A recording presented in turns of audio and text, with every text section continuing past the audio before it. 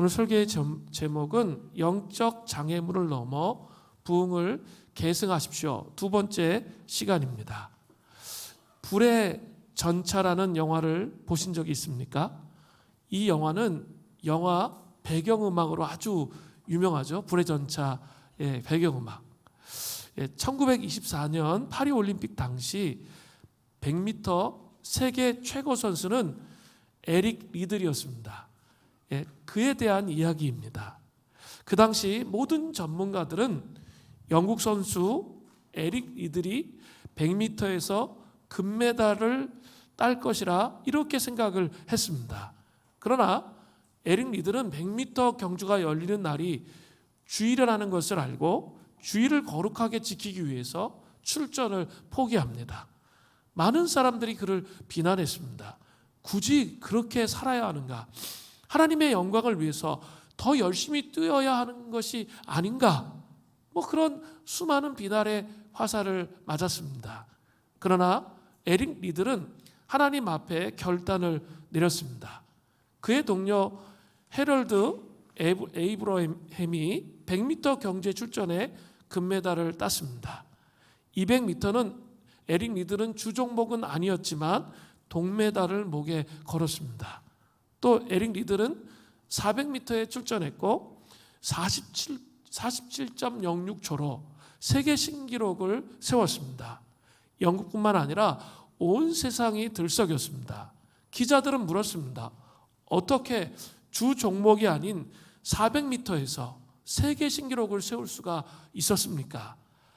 에릭 리들은 아주 간단하게 대답했습니다.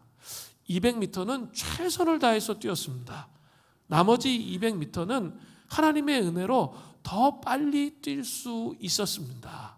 이렇게 고백했습니다.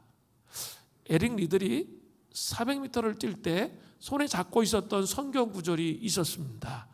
사무엘상 2장 30절 중반절입니다. 나를 존중히 여기는 자를 내가 존중히 여기고, 하나님을 존중히 여기겠다는 그 마음으로 나아갔을 때 존중히 여김을 받은 것이죠. 이 말씀은 에릭 리들의 삶의 모토가 되는 말씀이었습니다. 참으로 하나님을 존중히 여기고 경외하는 자의 삶을 살았던 에릭 리들입니다. 기자들과의 그 인터뷰가 아주 인상 깊습니다. 200m는 최선을 다해서 뛰었고 200m는 하나님의 은혜로 더 빨리 뛸 수 있었습니다. 최선을 다하면서 하나님의 은혜에 의지하는 정말 아름다운 모습을 볼 수 있습니다. 우리의 인생도 이렇게 아름다운 모습으로 하나님을 존중히 여김을 통해서 하나님의 부흥을 경험하시는 은혜가 있기를 간절히 바랍니다. 오늘 본문은 지난주에 이어서 이어지는 본문입니다. 다윗 시대에 이스라엘은 부흥을 경험했습니다. 그러나 이스라엘의 부흥의 와중에도 여전히 처리하지 못해서 더 큰 부흥으로 나아갈 수 없는 걸림돌들이 있었습니다. 그런데 다윗의 왕위를 계승한 솔로몬을 통해서 이것들이 제거되기 시작하면서 더 큰 부흥으로 나아가는 모습이 오늘 본문의 내용입니다. 함께 살펴보겠습니다. 영적 장애물을 넘어 부흥을 계승하려면 첫 번째로 율법적 겸손이 아니라 복음적 겸손으로 나아가야 합니다. 오늘 본문은 먼저 두 명의 대제사장 중에 한 사람이었던 아비아달의 추방에 대한 이야기가 먼저 나옵니다. 솔로몬 왕은 지난주 강해에서 아도니아를 처리했습니다. 그리고 그와 함께 인간적인 생각으로 반역을 모의했던 대제사장 중에 한 사람이었던 아비아달을 처리하는 것으로 오늘 본문이 시작됩니다. 그를 어떻게 처리합니까? 열왕기상 2장 26절부터 27절에 나오죠. 왕이 제사장 아비아달에게 이르되 내 고향 아나돗으로 가라. 너는 마땅히 죽을 자이로되 내가 내 아버지 다윗 앞에서 주 여호와의 궤를 메었고 또 내 아버지가 모든 환난을 받을 때 너도 환난을 받았은즉 내가 오늘 너를 죽이지 아니하노라 하고 아비아들을 쫓아내어 여호와의 제사장 직분을 파면하니 여호와께서 실로에서 엘리의 집에 대하여 하신 말씀을 응하게 함이더라. 자, 솔로몬은 아주 분명하게 말합니다. 그는 마땅히 죽을 자라고 말합니다. 당연합니다. 반역을 모유했기 때문에 마땅히 죽을 자입니다. 그러나 그를 죽이지 않습니다. 왜 죽이지 않고 고향 아나돗, 예루살렘에서 한 북동쪽으로 한 5km 지점에 떨어져 있는 그 지역으로 추방해 버렸습니까? 왜냐하면 그 아비아달은 다윗 시대에 오벤 에돔의 집에서 여호와의 언약궤를 예루살렘으로 옮겨오는 일을 했던 제사장 중에 한 사람이었습니다. 또 압살롬의 반역이 있을 때에도 다윗 왕에게 충성을 다했던 사람이 누굽니까? 아비아달이에요. 가장 중요한 것은 제사장 역시 하나님의 기름 부으심을 받는 거죠. 그런 사람이기 때문에 목숨을 해하지 않았습니다. 이것은 사울왕과 강한 대조를 이루죠. 사무엘상 22장을 보면 사울왕이 놉당에 있는 제사장들을 85명을 학살합니다. 그 이유가 그 제사장이 다윗에게 떡을 주고 골리앗의 칼을 주었기 때문에 그 85명의 제사장들이 다 싹쓸이해서 죽게 됩니다. 그러나 솔로몬은 아버지 다윗 왕처럼 하나님의 기름 부음 받은 사람을 자신의 손으로 죽이지 않으면서 이 추방을 통해서 이스라엘 안에 있던 부흥의 걸림돌을 제거했던 것이죠. 철저히 하나님의 방식을 따르는 삶을 살았습니다. 그리고 아비아달이 제사장의 직분을 파면당한 이유가 또 나오죠. 하나 더 설명하고 있는데 27절 후반절에 여호와께서 실로에서 엘리의 집에 대하여 하신 말씀을 응하게 함이더라 라고 말하고 있죠. 엘리 제사장 집에 하신 말씀을 응하게 하신다는 말씀이 뭘까요? 엘리의 두 아들 홈니와 비느하스 기억나십니까? 이들은 다 제사장의 집안의 명문 가문의 사람들이었지만 그리고 예배를 책임져야 해야 되는 그런 사람이었지만 그들은 하나님의 제사를 예배를 멸시했어요. 그죠? 그래서 막 하나님 앞에 제사 드리지도 않은 짐승의 고기를 자기가 먼저 취해 먹고 그런 내용이 나오죠. 또 성전에 수종드는 여인들과 동침하고 완전히 하나님의 제사 제도를 멸시하고 무시했던 그런 자들입니다. 그러나 그 아버지 엘리는 그 두 아들을 훈계하지 못했습니다. 그래서 그 가문에 하나님의 저주가 임합니다. 사무엘상 2장 37절부터 36절까지의 말씀에 나오는 거죠. 저주가 임한 가문의 후손이 누구예요? 아비아달입니다. 그렇기 때문에 하나님 말씀이 정확하게 응했다는 거죠. 더 이상은 제사장의 직분을 감당할 수 없게 되었다. 이렇게 언급하고 있습니다. 우리는 이스라엘의 부흥의 걸림돌이 된 제사장 아비아달의 삶을 통해서 율법적 겸손과 복음적 겸손을 살펴볼 수 있어야 됩니다. 율법적 겸손과 이 복음적 겸손을 구분했던 사람은 교회사 안에서 영적 각성을 일으켰던 학자이면서 설교가였던 조나단 에드워즈입니다. 그는 이렇게 표현합니다. 율법적 겸손은 인간이 크고 두려우신 하나님 앞에서 인간이 크고 두려우신 하나님 앞에서 자신이 작고 아무것도 아님을 깨닫습니다. 자신이 파멸한 존재이며 전적으로 무력하고 스스로 거기서 헤어날 수 없음을 느낍니다. 거기까지는 좀 좋아요. 그렇지만 이에 대한 반응으로 진정 자신을 낮추려는 마음이 들지 않습니다. 하나님을 즐거워해야 할 필요성도 느끼지 못하는 상태, 그게 율법적 겸손의 상태라는 거죠. 율법적 겸손은, 그 겸손을 가지고 있는 사람들은 자연적으로 겸손을 느끼지만, 하나님이 크심을 느끼지만 초자연적 계시는 받지 못한 상태입니다. 하나님께 깊은 감명은 받았지만 이제부터 그분의 영광을 위해 살 만큼 영원히 깨어나지 못한 상태라는 거죠. 율법적 겸손의 상태는 하나님이 정말 크시다는 것을 알지만 이제는 그렇게 살기를 위해, 크신 하나님을 위해 살기 위해서 영원히 아직 깨어나지 못한 상태라는 것이죠. 다시 말해서 그들은 하나님께 감탄할지 모르지만 에드워즈의 설명대로 그분을 주님으로 섬길 마음이 없는 거죠. 주인이 되는 그 마음이 없다는 거죠. 하나님이 얼마나 크시고 위대하신지 알아요. 그리고 우리가 얼마나 작은지도 알아. 그러나 아직 전체적으로 영원히 깨어나지 못했어.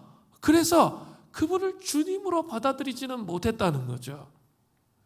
조나단 에드워즈는 또 이렇게 말합니다. 그런 태도는 복음적 겸손을 통해서 옵니다. 즉 하나님의 거룩하신 아름다움을 마음으로 깨닫고 거기에 압도되어야 합니다. 율법적 겸손은 양심의 죄를 깨닫기는 하지만 아직 영적 이해는 없습니다. 의지가 깨어나지 않았고 마음의 성향이 바뀌지도 않은 상태, 그것이 율법적 겸손이라는 것이죠. 사람은 복음적 겸손을 경험할 때 진정한 자유를 얻습니다. 하나님의 영광은 영원히 변하지 않습니다. 그 영광을 위해 살면 우리의 기쁨이 끝이 없습니다.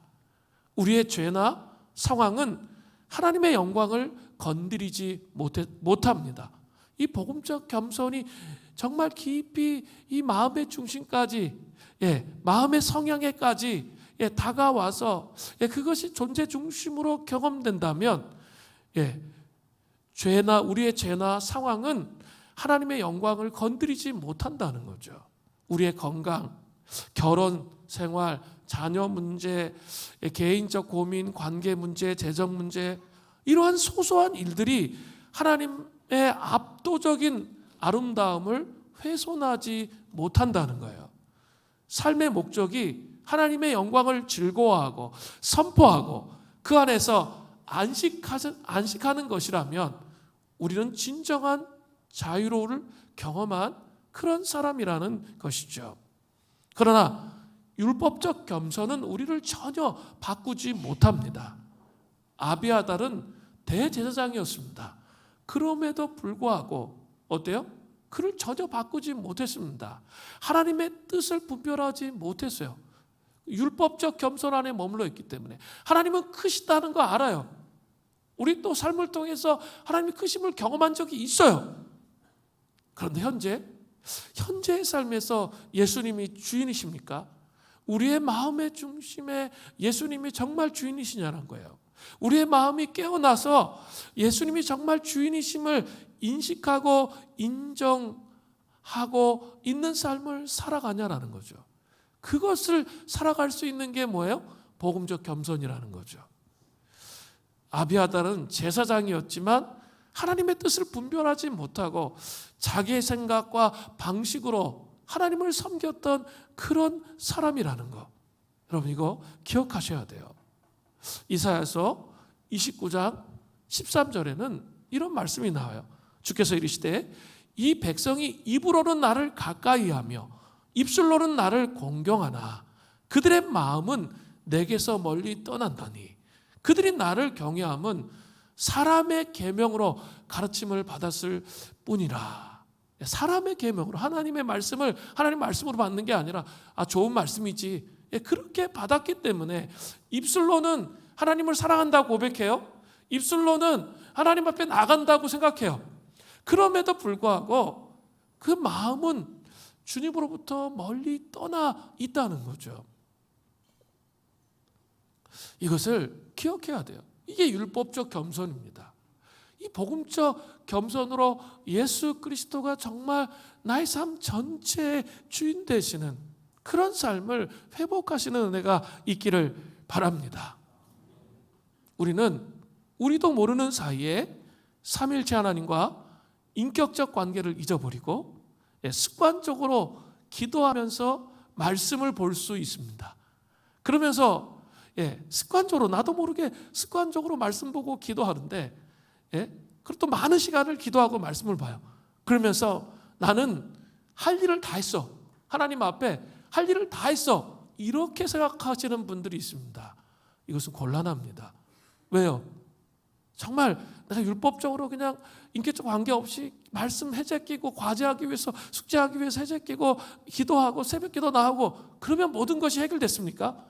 그것처럼 어리석은 말이 없어요. 정말 중요한 것은 뭡니까? 하나님과 인격적 관계를 통해서 소통이 일어나야죠. 그래서 하나님의 뜻을 분별할 수 있어야죠. 그래야 우리의 삶이 하나님의 뜻 안에서 경영되어질 수가 있기 때문에 그렇습니다. 그렇게 되는 삶을 산다면 곤란하다는 것이죠. 제가 이렇게 이제 다시 우리가 우리 훈련에 들어갔잖아요. 훈련에 들어가면서 깨달은 게 좀 있습니다. 지난 여러 번의 훈련을 통해서는 이렇게 하나님께서 그냥 그동안 너무 우리가 훈련이 안 돼 있어가지고 말씀 있는 훈련 잘 안 돼 있다가 말씀을 읽으니까 하나님 정말 기특하셨나 봐요. 그래가지고 막 부어주시는 거죠. 여러분 그런 거 느끼셨어요? 정말 여러분이 헌신하고 희생하면 희생한 만큼 새벽 2시, 3시 말씀 읽으려고 막 몸부림친 만큼 하나님이 강한 기름 부으심과 임재를 주셨어요. 잘 모르세요? 그런 풍성한 임재를 주시고 회복을 주셨습니다.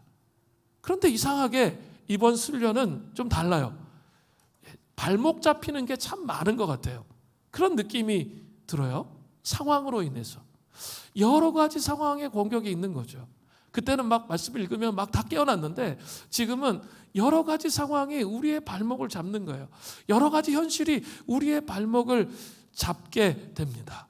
그러면 이렇게 깨어나지 못하면 이 복음적 겸손으로 나가지 못하고 잘못하면 율법적 겸손에 머물러 있을 수 있다는 거예요. 말씀을 읽는데 여전히 무기력해요. 말씀을 읽는데 여전히 우울해요. 그 속에 계신 분들이 꽤 많더라고요. 그래서 금요심야 기도회 때 그것을 깨트리는 기도를 했어요. 하나님 아버지, 우리의 발목을 잡는 것들을 좀 깨트려 주시고 무너뜨려 주시고 그 발목을 잡힌다 할지라도 내가 주님을 좀 바라볼 수 있는 믿음을 더해 주시고 성령의 기름 부으심을 허락해 주십시오.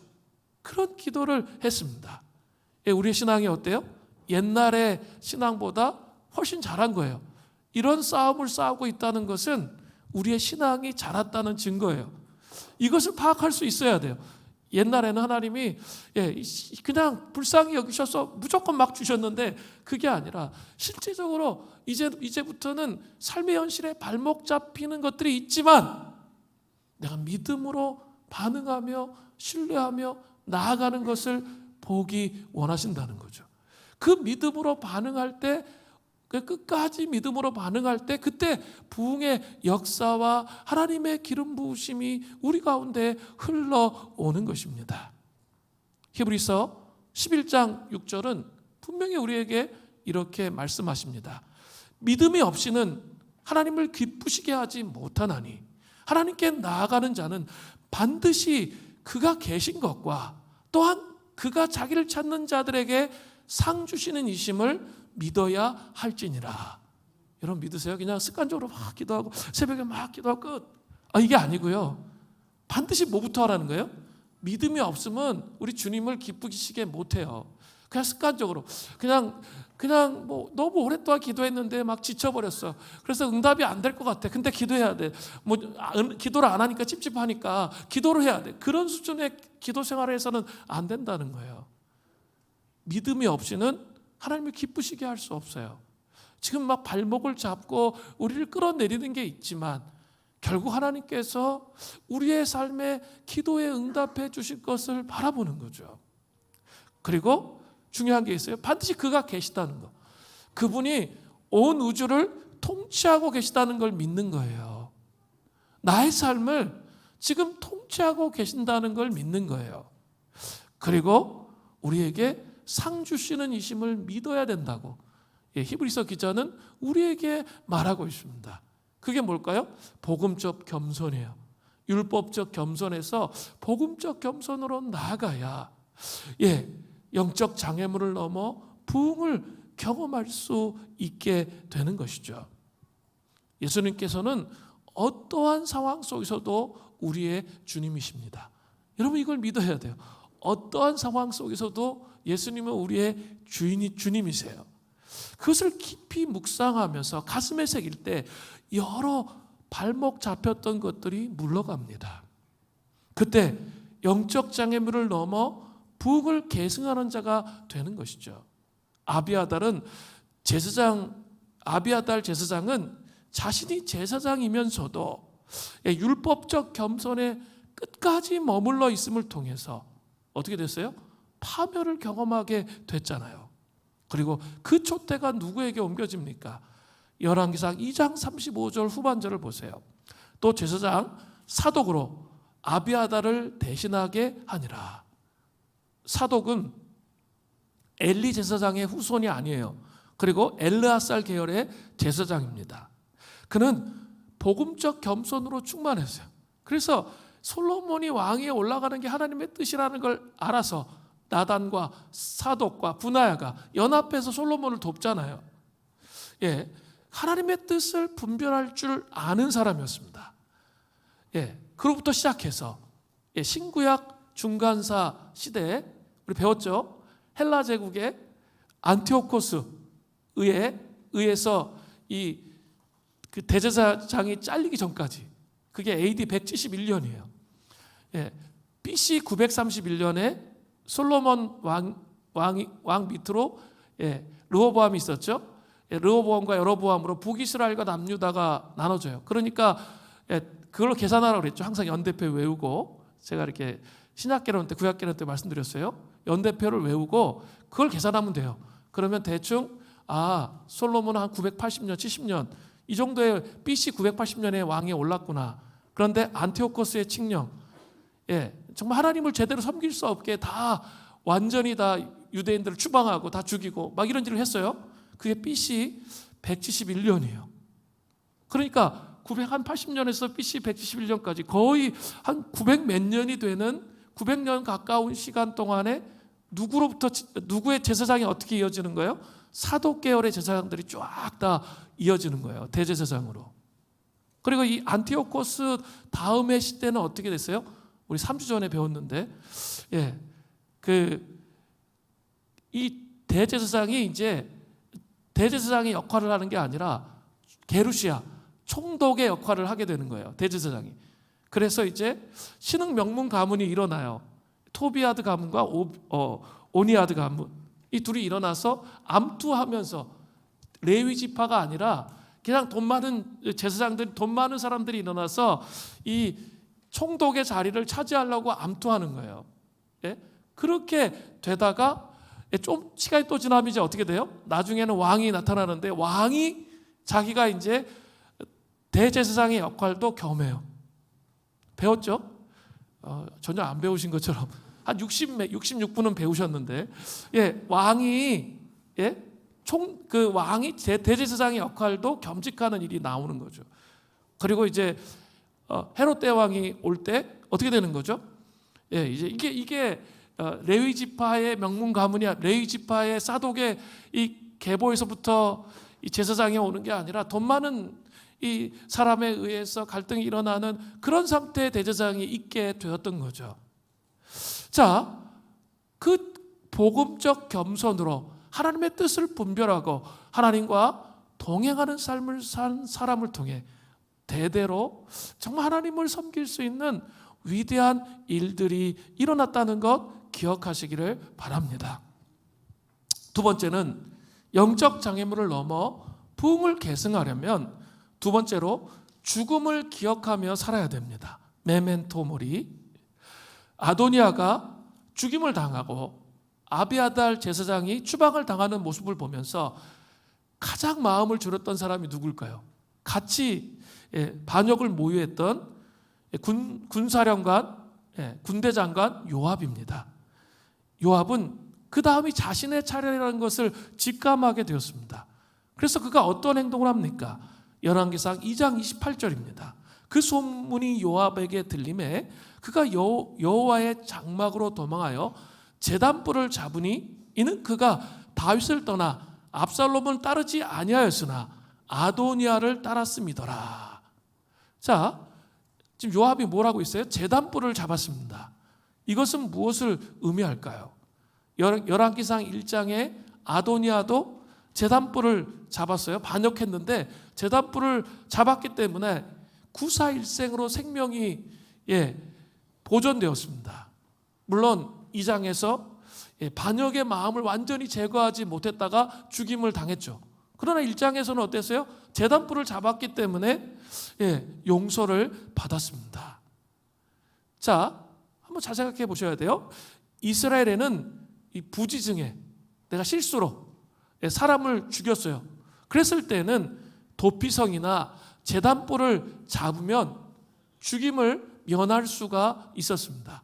도피성에 들어가 있으면 죽일 수가 없었어요. 그러나 아주 중요한 게 또 있다는 사실이에요.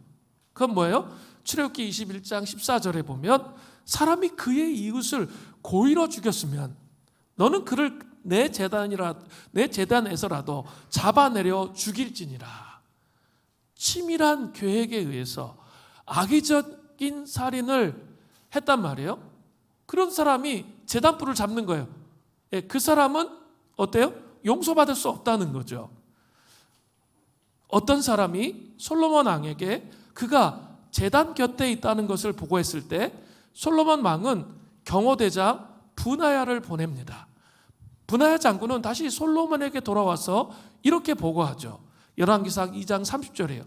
분하야가 여호와의 장막에 이르러 그에게 이르되 왕께서 나오라 하시느니라. 그가 대답하되 아니라 내가 여기서 죽겠노라. 이렇게 말해요. 분하야가 돌아가서 왕께 아뢰어 이르되 요압이 이리이리 내게 대답하더이다.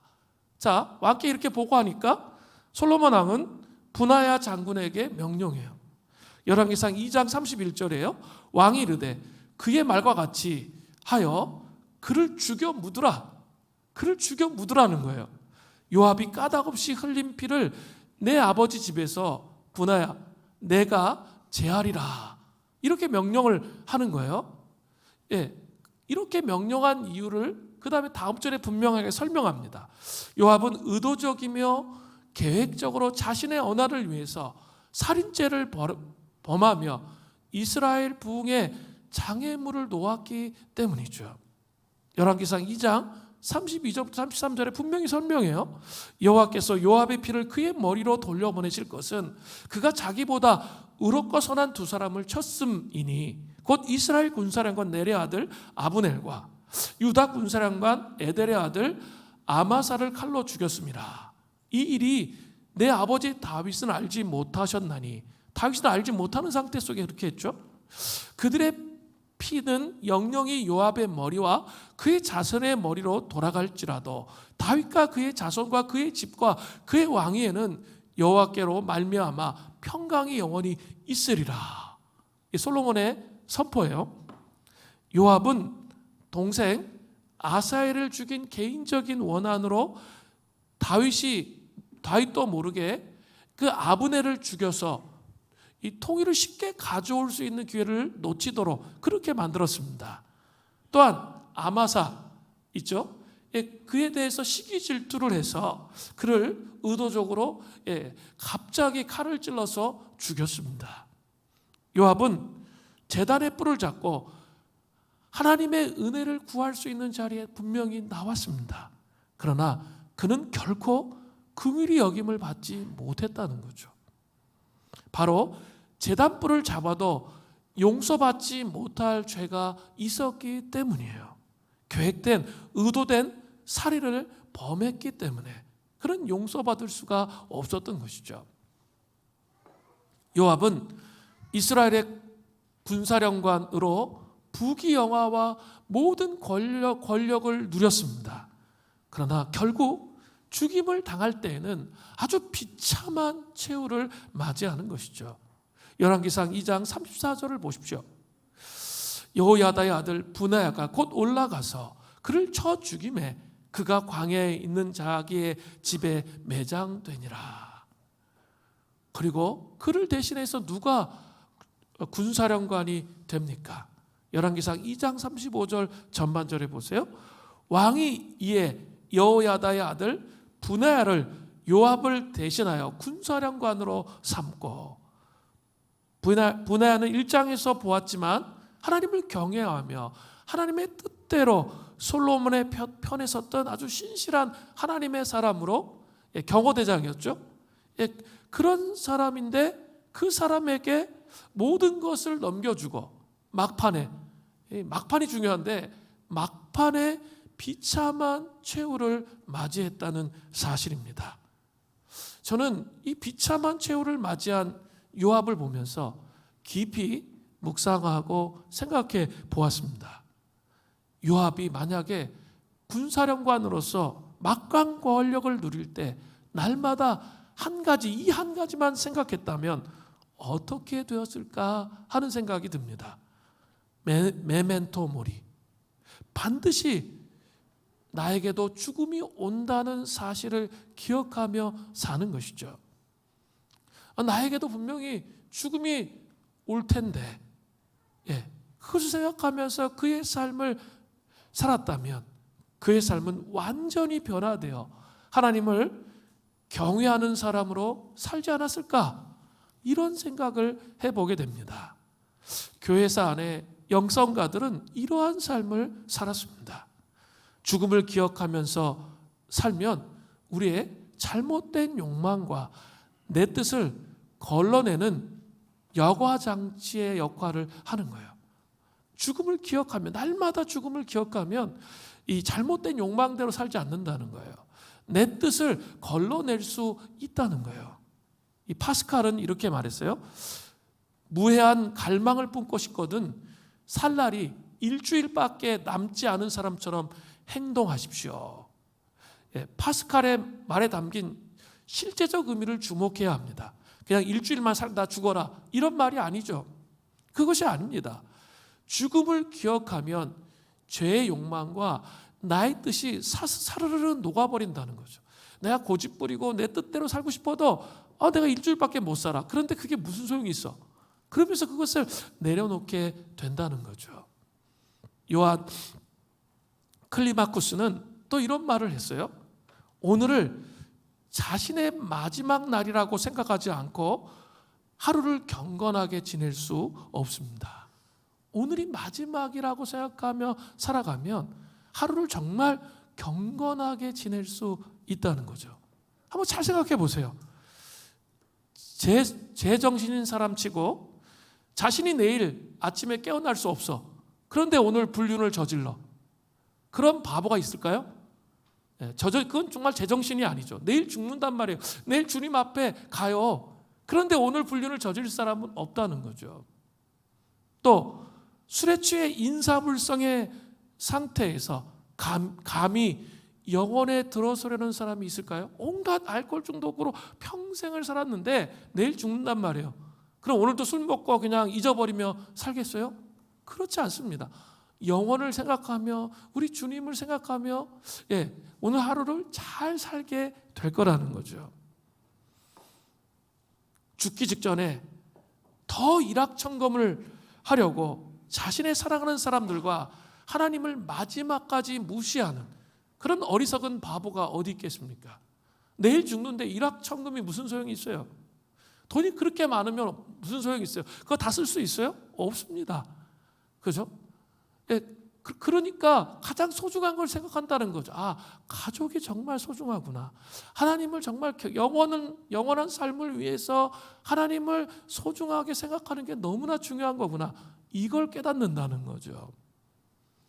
내일 죽는데 일 중독에 빠져가지고 오늘 계속 일하다가 내일 죽을 사람이 있을까요?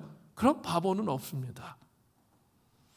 돈에 대한 집착으로 삶을 마감할 사람이 있겠습니까? 결코 그렇지 않다는 거죠. 이 메멘토 모리, 죽음을 기억하며 사는 것은 상당히 성경적이면서 의미가 있는 거예요. 저는 이 죽음을 기억하며 사는 것은 제가 2년 전에 갔던 헤로누트, 진젠돌프 백작, 이 진젠돌프 백작이 모라비안 교도들을 받아들이면서 공동체를 시작합니다. 그래서 세워진 게 헤르노트의 이제 모라비안 공동체인데, 진젠돌프는 근대 선교의 아버지라고 합니다. 그러니까 이 한 사람이 정말 그 세운 이 모라비안 교도들이 전 세계 선교사를 보낸 숫자가 1세기부터 17세기까지 보낸 숫자와 거의 맞먹어요. 정말 대단해요. 완전히 그 공동체 사람들은 선교에 헌신되어져 있던, 뭐 선교에 파송하는데 돈 안 줘. 그냥 신발 하나 들고 가는 거예요. 옷 한 벌 입고 가요. 그렇게 하나님을 신뢰했던 사람들이에요. 200년 동안 24시간 온 열방을 바라보며 중보했던 그런 사람들이에요. 그 헤로노트에 딱 갔는데 일단 너무 기분이 좋아. 왜냐하면 너무나 평온한 느낌이 드는 거예요. 너무 평온하고 행복한 느낌이 들더라고요. 그들의 그 신앙의 여정을 막 생각해 보니까 너무 행복했어요. 그런데 가장 인상 깊었던 것이 어디냐면, 아이러니컬하게도 무덤이에요. 무덤. 수천 개의 무덤이 있는데, 제 컴퓨터 화면에도 그 무덤들 아직도 저는 거기다가 이렇게 컴퓨터 화면에다가 배경화면으로 넣어놨거든요. 너무 인상 깊어가지고 이렇게 그 나무들이 막 이렇게 팔을 벌리고 있는데 이파리가 없어요. 그런데 겨울이었으니까 이파리가 없는데 막 주님을 찬양하는 것 같아요. 그런 너무 막 고요해요. 그래서 참 너무 신기하다. 저는 별로 무덤 안 좋아하잖아요. 우리 유교적인 이 세계관을 갖고 있는 사람들은 잘 무덤 안 좋아하거든요.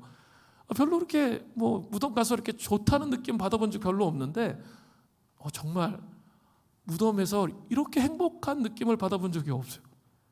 그리고 제가 우리 훈련할 때 한번 제가 이 사진을 보여드렸는데 한 그림을 보게 됐어요. 그림이 뭐였냐면, 이 무덤에서 이렇게 사각으로 딱 서가지고 이렇게 이 모라비안 교도들이 부활절 날 예배드리는 장면이에요. 그게 뭘까요? 그게 메멘토 모리예요. 우리의 믿음의 선진들이 어떻게 신앙생활을 제대로 잘하면서 살았는지 보면서 이 부활절 예배드리면서 그렇지, 내가 지금 이렇게 살면 안 되지. 반드시 나의 삶의 종말이 있는데 내가 이렇게 살면 안 되지 하면서 신앙의 결단을 했던 그런 그림이었어요. 정말 그게 감동이 되더라고요. 우리 그렇게 살아야 되는구나.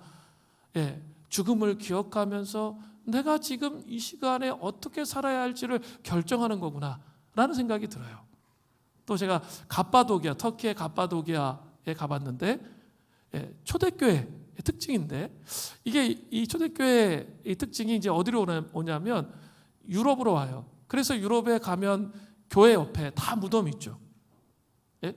우리 헤로노트의 루터교 교회도 가봤는데 그냥 마당에 전부 다 무덤이에요.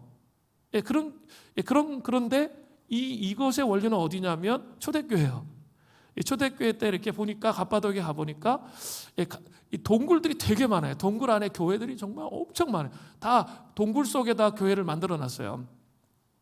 그런데 이 구조가 다 비슷해. 이 프레스코와 이렇게 벽화를 쫙 다 그려서 이제 복음을 설명하는 거예요. 그리고 반드시 바닥에는 뭐가 있냐면 무덤이 있어요. 우리랑 약간 달라. 좀 키가 작았어요, 사람들이. 요새는 좀 사람들이 등치가 크고 막 그렇잖아요. 반드시 그 무덤이 있어요, 뼈하고. 그러니까 동굴이 정말 작은데 그 작은 동굴 안에 옆에 이렇게 무덤이 이렇게 뼈와 그게 있다는 거죠. 그 교회에 믿음의 아주 중요한 섬진들, 사역자들, 뭐 그런 사람들의 뼈인 거예요. 그래서 그들이 예배 드릴 때 그들의 헌신을 기억하는 거예요. 그들의 삶을 기억하면서 나도 이렇게 삶을 살아야지. 이런 생각들을 가지고 예배를 드렸다는 거예요. 매주일. 그죠? 그게 죽음을 기억하는 거예요. 그게 메멘토 모리입니다. 토마스 아켄피스는 또 이런 말을 했어요. 장수보다 죽음을 더 자주 생각하는 사람은 틀림없이 성장에 대한 열망이 더 깊어집니다. 사후에 지옥의 고통을 깊이 생각하는 사람은 생전에 어떤 수고나 슬픔도 달게 받을 것이고 가장 엄격한 금욕도 두려워하지 않을 것입니다. 하지만 이런 것들은 여간해서 우리의 마음에 들어오지 않으며 그래서 우리는 여전히 당장 즐거운 것들을 사랑합니다. 그래서 우리의 신앙은 늘 냉랭하고 아주 둔합니다. 내가 천년백년 살 것처럼 지금 내 눈앞에 보여지는 즐거운 것과 쾌락을 추구한다는 거죠. 그렇기 때문에 우리의 신앙이 뭐예요? 아주 냉랭하고 둔감하다고 말하고 있습니다. 영적 장애물을 넘어 부흥을 계승하려면 죽음을 기억해야 됩니다. 메멘토 모리. 내가 좀 이 순간에 죽는다면 나의 삶의 우선순위가 제대로 되어 있는지 반추하는 거죠. 이러한 은혜가 우리에게 있기를 바랍니다. 이런 것이 있어야 부흥을 계승할 수 있게 되는 것입니다. 세 번째로 영적 장애물을 넘어 부흥을 계승하려면 세 번째는 하나님의 렌즈, 시각으로 바라보는 것입니다. 지난주 아버지 다윗의 마지막 유언에서 처리해야 할 한 사람이 더 있습니다. 그는 시므이였습니다. 그는 베냐민 지파의 아주 유력한 사람이었어요. 사무엘상 16장을 보면 다윗이 아들 압살롬의 반역으로 고통스러운 몽진을 떠났을 때 베냐민 지파는 사울 왕조의 사람들이잖아요. 가장 유력한 사람이니까 이 사람이 나와서 어떻게 했어요? 온갖 저주와 욕설을 퍼부었습니다. 왕으로서 그를 당연히 죽일 수 있었는데 다윗은 그렇게 하지 않았어요. 죽이지 않고 그 욕설을 다 받아내죠. 그런데 압살롬의 반역이 어떻게 됐습니까? 진압됐죠. 그러면서 이제 반대로 전세가 역전되니까 이 사람이 다윗 왕 앞으로 나왔는데 그때 1000명의 베냐민 사람들을 데리고 나와서 왕 앞에 우리는 주의 신복입니다. 이렇게 인사한 거죠. 상당히 기회주의적인 사람이에요. 그것이 사무엘하 19장 16절부터 23절에 언급되어 있습니다. 온통 그의 렌즈, 그의 시각은 자신의 유익을 따라 자신만을 위해서 왔다 갔다 하는 삶을 살고 있는 것이죠. 그에게 하나님의 렌즈 시각은 전혀 없었던 것이죠. 아버지 다윗의 유언도 있고 했기 때문에 솔로몬은 시므이에 대한 대책을 내놓았습니다. 쉽게 이야기하면 예루살렘을 도피성으로 여기면서 예루살렘을 넘어서 어떠한 곳으로도 가지 말라는 거죠. 그 예루살렘에 남아서 살라는 거죠. 왜요? 예루살렘을 딱 넘어서 살짝 베냐민 지파에 있는 땅에 가면 어떻게 해요? 다시 반역을 일으킬 수 있는 그런 사람이기 때문에 그것을 못하도록 그냥 예루살렘에서만 살도록 그렇게 명령을 내린 거죠. 그래서 시므이도 이것에 대해서 동의했습니다. 그게 열왕기상 2장 36절부터 38절입니다. 왕이 사람을 보내어 시므이를 불러서 이르되 너는 예루살렘에서 너를 위하여 집을 짓고 거기서 살고 어디든지 나가지 말라. 반역의 행위를 하지 말라는 거예요. 너는 분명히 알라. 내가 나가서 기드론 시내, 이 기드론 시내라는 것은 어디냐면 예루살렘과 감람산, 이쪽 감람산에 이렇게 계곡에 있는 시내예요. 이 와디라고도 하는데 건기에는 물이 없어. 근데 우기에는 물이 많은 그런 시내입니다. 그쪽에 건너는 날에는 반드시 죽임을 당하리니 내 피가 내 머리로 돌아가리라. 시므이가 왕께 대답하되 이 말씀이 좋사오니 내 주 왕의 말씀대로 종이 그리하겠나이다 하고 이의 날이 오래도록 예루살렘에 머무니라. 그런데 오래도록 머물었는데 한 3년쯤이 지나자 한 가지 문제가 생깁니다. 그것이 무엇입니까? 열왕기상 2장 39절에요. 3년 후에 시므이의 두 종이 가드왕 마아가의 아들 아기스에게로 도망하여 간지라. 어떤 사람이 시므이에게 말하여 이르되 당신의 종이 가드에 있나이다. 시므이의 두 종이 가드왕 아기스에게로 도망갔습니다. 그래서 시므이가 어떻게 합니까? 열왕기상 2장 40절에요. 시므이가 그 종을 찾으려고 일어나 그의 나귀의 안장을 지우고 가드로 가서 아기스에게 나아가 그의 종을 가드에서 데려왔더니, 시므이는 정말 열을 받은 것 같아요. 하찮은 종이, 하찮은 노예가 그 자신이 예루살렘을 떠나지 못할 것을 알고 그냥 도망쳐 버린 거죠. 그것을 막 생각만 해도 막 분노가 일어나는 거죠. 하찮은 종놈 주제에 어떻게 그렇게 할 수 있는지 막 분노가 일어나는 거죠. 그래서 감정을 조절하지 못하고 그들을 찾으러 가려고 가드로 가서 데리고 오는 거죠. 거의 몽둥이 찜질해가지고 반쯤 죽여서 아마 데려왔던 것 같습니다. 시므이는 자신의 렌즈, 시각에 충실한 삶을 살았음에도 불구하고 하나님의 은혜로 용서를 받았습니다. 그죠? 분명히 죽었어야 되는 사람인데, 솔로몬이 은혜를 베풀었잖아요. 그래서 하나님의 은혜로 말미암아 용서를 받았어요. 도피성 예루살렘 안에만 있으면 되는 거죠. 그러면 보호받을 수 있었습니다. 그러나 그는 솔로몬의 명령을 너무나 쉽게 생각하면서 예루살렘 동편에 기드론 시내를 건너지 않고 서쪽으로 갔다 왔기 때문에 별로 탈이 없을 것이다, 인간적으로 생각한 거죠. 거기다가 나는 도망가지 않고 다시 왔다, 그러니까 괜찮다는 거죠. 문제가 없을 거라는 자기 합리성과 합리적인 생각 속에 갇혀버린 거죠. 자기가 어떤 죄를 지었는지 전혀 이해하지 못하고 지금 이렇게 살아있는 것 자체가 하나님의 은혜구나, 하나님의 렌즈로 전혀 바라보지 못하고, 그죠? 자기 렌즈에 갇혀가지고 합리적인 렌즈에 갇혀서 그런 해석을 한 거죠. 그래서 결국 어떻게 됩니까? 솔로몬으로부터 강력한 책망을 받습니다. 그러면서 솔로몬 왕은 하나님의 은혜에 거하기를 거부하는 그에게 행한 대로 갚을 것이라 말합니다. 그리고 결국 그는 죽임을 당합니다. 열왕기상 2장 44절부터 46절입니다.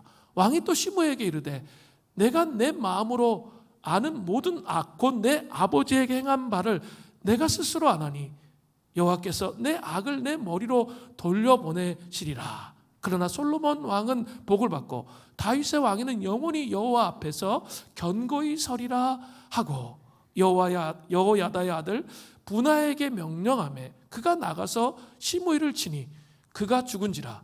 이에 나라가 솔로몬의 손에 견고하여 지니라. 잘 생각해 보세요. 이거 예수님의 말씀하고도 통해 비유, 용서에 대한 비유.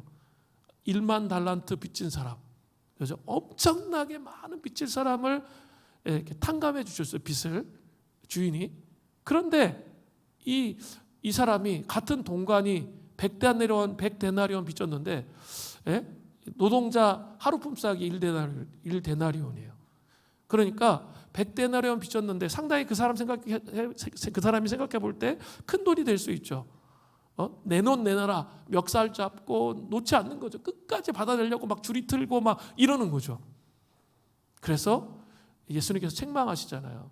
너가 1만 달란트 빚을 탕감받았는데, 한 나라의 예산 정도 되는 빚을 탕감받았는데 어떻게 이렇게 할 수가 있느냐라고 책망을 하시잖아요. 똑같아요. 그는 정말 죽을 수밖에 없는 죄인이었음에도 불구하고 용서를 받았잖아요. 예루살렘에서 온전히 살아갈 수 있게 되었어요.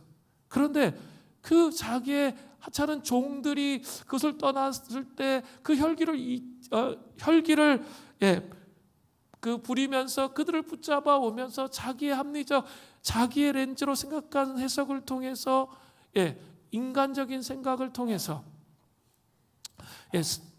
괜찮을 거라고 생각을 했던 것이죠. 한번 잘 생각해 보세요. 하나님의 은혜를 경험한 시므이였지만 자신의 렌즈 시각으로 끝까지 자신의 방식으로 계속 살고 있는 거죠. 은혜를 생각하지 않고 자신의 방식으로 계속 살았던 시므이는 결국 어떻게 됩니까? 죽임을 당합니다. 그러나 하나님의 렌즈의 시각으로 삶을 살고 있는 솔로몬은 이스라엘의 부흥을 가져오게 했다는 거죠. 그게 44절부터 46절의 말씀이에요. 솔로몬의 손에 이스라엘이 더 견고하게 되었다. 이렇게 언급하고 있습니다. 하나님의 렌즈 시각으로 모든 것을 바라보는 삶을 살 때 여러분 꼭 이 눈이 회복되어져야 돼요. 그냥 내 앞에 놓여 있는 것에 너무 집중하고 자기 생각 속에 집중하면 아무 문제도 해결되지 않고 더 우울해져요. 더 침체가 돼요. 더 힘들어요. 해결되는 건 아무것도 없어요. 하나님의 시각으로 바라보면, 하나님의 렌즈로 바라보면 우리의 삶이 해석되고 이해되어지고 새로워지는 것을 경험하게 된다는 것이죠. 게리 토마스의 거룩의 영성에 나오는 이야기입니다. 삶을 하나님의 시각, 렌즈로 보면 경의에 사로잡히게 되고 하나님의 한없는 너그러심과 신기한 자비와 어마어마한 은혜를 확신하게 됩니다. 그러나 죄는 삶을 당연한 권리라는 나의 렌즈로 자꾸 보게 한다는 거죠. 저 사람도 있는데 나는 없어. 불평하는 거죠. 저 사람은 잘 되는데 예수 안 믿는 저 사람은 막 잘 되는 것 같은데 나는 예수 믿어가지고 쥐뿔도 안 돼. 그러면서 막 불평하고 불만하게 만든다는 거죠. 죄는 삶을 당연한 권리라는 나의 렌즈로 자꾸 보게 하는 거예요. 그래서 회개 없는 구원, 노력 없는 부, 자부인 없는 명예, 절제 없는 건강, 희생 없는 낙을 누릴 자격이 우리 자신에게 있다고 자꾸 부추기는 거예요. 그러나 성경의 진리는 우리의 실제는 지옥에 가야 할 마땅한 존재임을 일깨워 줍니다. 아담과 우리 자신의 죄 때문에 우리는 평생 마땅히 수고해야 하고 얼굴에 땀을 흘려야만 음식을 먹을 수 있습니다. 또한 자신이 교만하게 반역한 하나님과 영원히 분리되어야 마땅한 그런 자라는 것이죠. 이런 의식이 있으면 우리의 생각 속에 하나님의 렌즈가 형성되어집니다. 그러면 모든 작은 웃음, 기쁨의 작은 표현 하나하나, 소박한 식사, 정말 아무것도 아닌 것처럼 보여지는 아주 소박한 식사 한 끼라도 정말이지 자격 없는 자가 받을 선물이라는 생각이 든다는 거죠. 내가 이렇게 대우를 받아도 되나?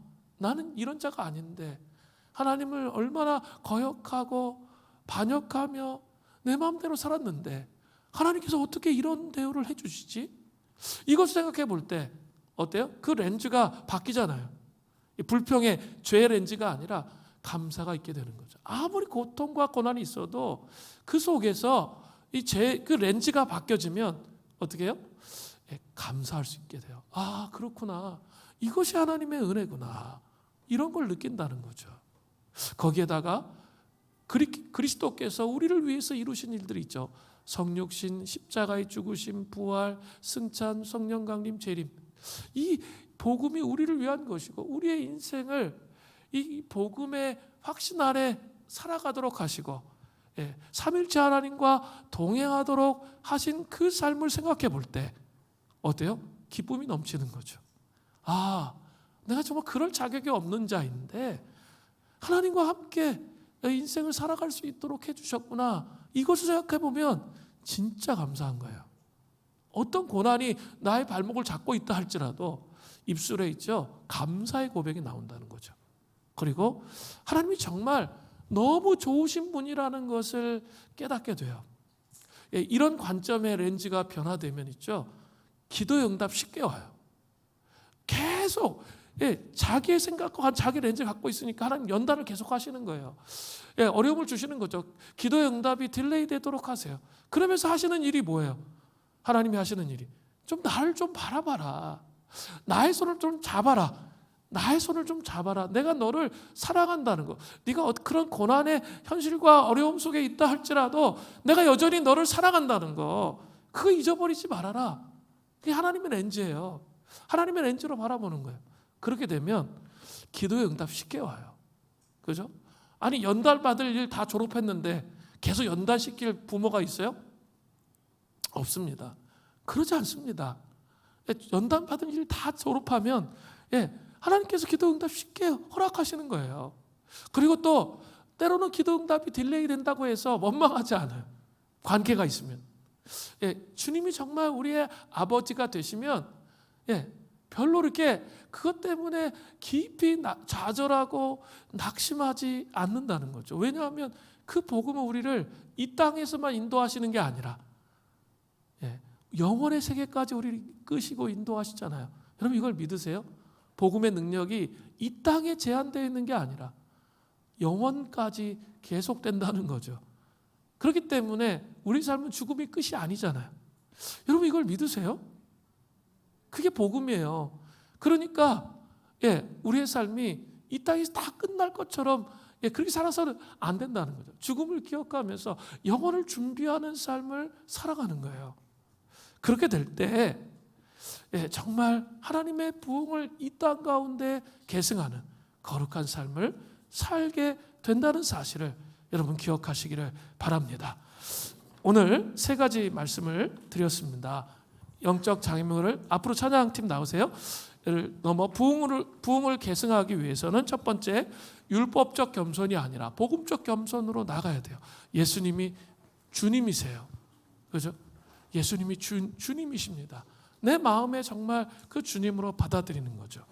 두 번째는 메멘토 모리, 죽음을 기억하시면서 살아야 돼요. 세 번째는 하나님의 렌즈, 시각으로 모든 것을 바라보시는 은혜가 있기를 간절히 바랍니다.